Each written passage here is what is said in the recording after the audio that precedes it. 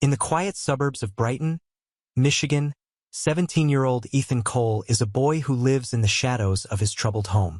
His mother abandoned the family when he was a child, and his father, a bitter man numbed by grief and alcohol, barely acknowledges his existence.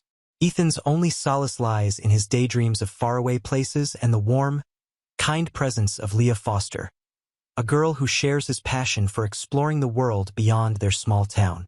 David offers a special gift to his childhood crush, Millie, a snow globe containing the Eiffel Tower, a nod to her dream of one day exploring the world.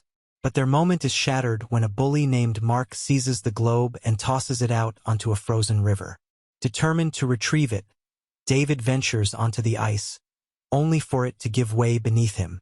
Swept away by the freezing current, he fights for his life, and then, impossibly, finds himself inside the town library, soaking wet but alive. It's in that moment David realizes he can teleport, vanish from one place and appear instantly in another. Overwhelmed by his troubled home life, he flees, and in his absence, his alcoholic father assumes he's perished. Years pass. Now a man, David lives a life most could only dream of, leaping across the globe in mere moments, indulging in extreme sports, luxuries, and thrill-seeking adventures. He funds this lifestyle by teleporting into vaults and helping himself to riches. But even as he sees tragedies unfolding on the news, disasters where his powers could save lives, he turns a blind eye. One night, after a day of pleasure and recklessness, including an affair in London, David's carefree existence comes crashing down. An intruder named Roland, part of a secretive group, invades his home. Armed with high-voltage traps designed to stop teleporters, Roland nearly captures him, but David narrowly escapes. Shaken, he returns to his hometown, drawn to Millie once again. But danger follows. Mark, the same bully from his youth, attacks him, and in a flash, David strands him inside a bank vault as payback. He reconnects with Millie and convinces her to join him on a trip to Rome, traveling by conventional means to keep his secret hidden.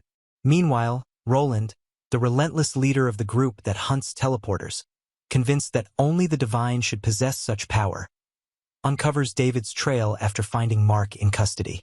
David and Millie arrive in Rome, where David struggles to conceal the truth about his life. They grow closer, share intimate moments, and explore the city. When they visit the Colosseum and find it closed, David discreetly uses his abilities to grant them entry, telling Millie the doors were unlocked all along. But inside he isn't alone. Another teleporter, Griffin, appears, battle-hardened and wary. He warns David that the hunters are near, zealots who have pursued people like them for generations. The hunters attack, and in the chaos, Griffin eliminates one and vanishes with the body. David tries to escape with Millie, but the authorities detain him for questioning. While in custody, a figure from his past appears, his mother, who abandoned him when he was a child. She gives him the keys to his restraints and warns him. If he wants Millie to survive, he must go now. David complies, telling Millie the police released him and they leave. But Millie, suspicious of his secrets, demands answers. Instead, David sends her home. David turns to Griffin for help locating Roland.